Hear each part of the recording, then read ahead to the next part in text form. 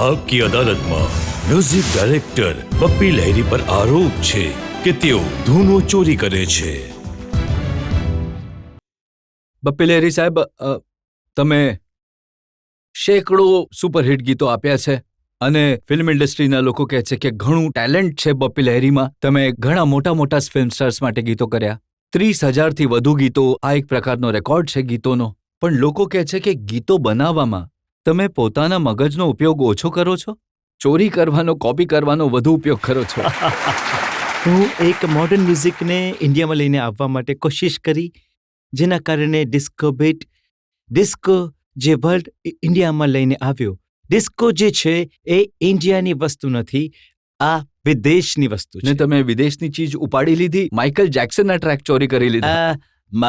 Michael જેક્સનના જે bit છે, એવી એક સિચ્યુએશન છે જે મિથુન ચક્રવર્તી માઇકલ જેક્સન બનીને ડાન્સ કરી રહ્યા છે. ત્યાં હું કીર્તન નહીં વગાડી શકું, ના હું ભજન વગાડી શકું છું, ના હું કોઈ ભંગડા વગાડી શકું છું. ટિપિકલ પ્રોડ્યુસર ડિરેક્ટર જે હોય છે તે કહ્યું કે એમને બીટ જોઈએ છે માઇકલ જેક્સનના, તો એ હિસાબે મેં માઇકલ જેક્સનના બીટ હું લઈને આવ્યો ઇન્ડિયામાં અને ઘણી સફળતા મળી. તમને ઘણો પ્રેમ આપ્યો લોકોએ, પણ જેમ જેમ લોકો વધુ પ્રેમ કરવા લાગ્યા, તમે વધુ નકલ કરવા લાગ્યા. હવે નકલની વાત કરશો તો હવે તો નકલ આજકાલ નકલ નથી થઈ રહી, આજકાલ ઝેરોક્સ કોપી થઈ રહી છે. નકલ મેં આટલા બધા ઓરિજિનલ મ્યુઝિક કર્યા, જે હું તમારી સામે લિસ્ટ જણાવીશ, જેમાં તમને લાગશે કે બપ્પી લહેરીનું કોપી કેટ અને નકલ કરવાનો જે આરોપ છે તે ખોટો તમે છે. ઓરિજિનલનું લિસ્ટ ગણાવો, હું કોપીનું લિસ્ટ હા, કાઢું. જરૂર. ઓરિજિનલનું હું જણાવું છું, જે તમે હમણાં બતાવ્યું.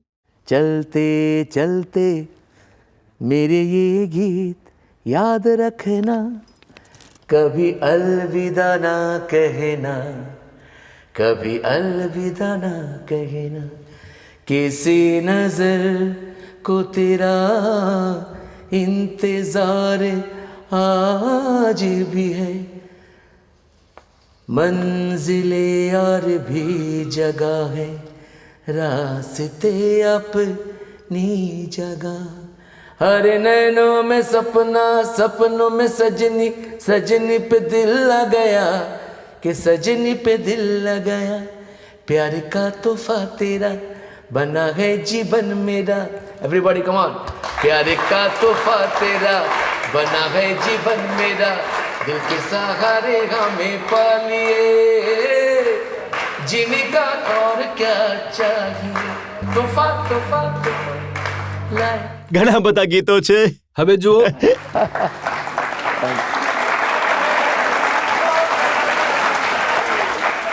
આ ગીત છે દૂર દૂર તુમ રહે પુકારતે હમ રહે, ચલતે ચલતેનું ગીત છે. આ એન્ડી વિલિયમ્સનું ગીત છે. હું તમને જણાવી દઉં છું, હું બોલી દઉં છું બધાની સામે, અદાલતની સામે કહી રહ્યો છું. જે ગીત હતું, દૂર દૂર તુમ રહે પુકારતે હમ રહે, આજ ક્યું રાત यूं जाओ ના. After that, tan tan tadan tadan tadan tan tadan tadan tadan tan tadan tan, rain ડ્રોપ્સનું એક મ્યુઝિક હતું. તો ત્યાંથી મેં ઇન્સ્પાયર થઈને મારી સ્ટાઇલ અને એમની સ્ટાઇલ મિક્સ કરીને અમે લોકોએ આજે તમે કહેશો કે જે આજે મેરે સપનો કી રાની કબ આએગી તો તરાટા તરાટા ટકીલા તરાટા આ આરાધનામાં આવી ચૂક્યું છે.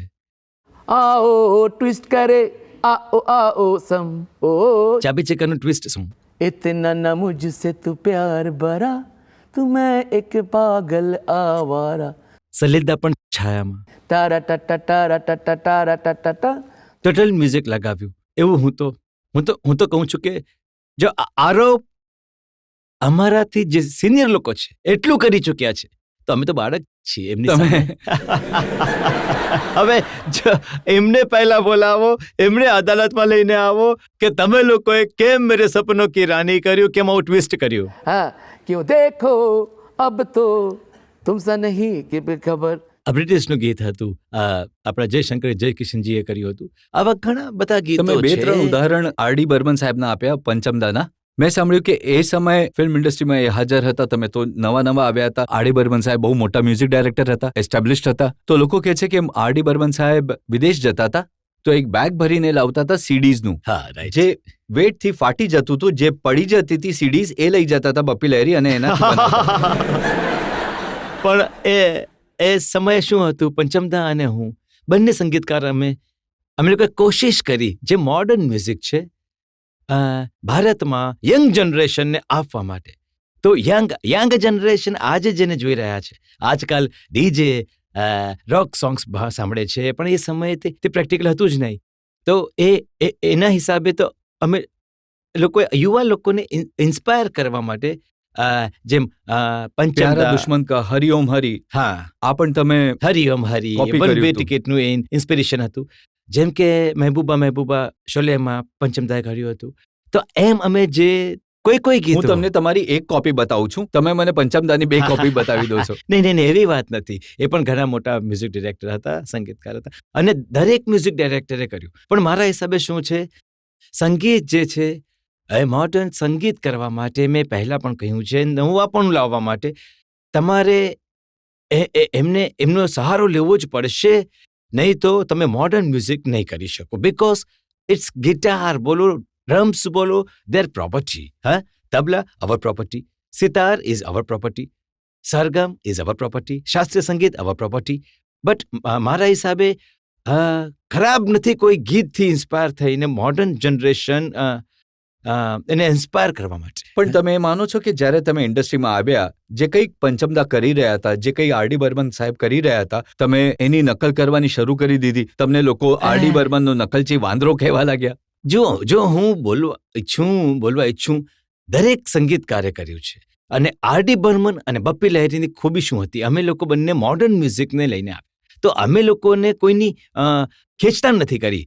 પણ હા, I respect R D. Burman because he is a very talented music director.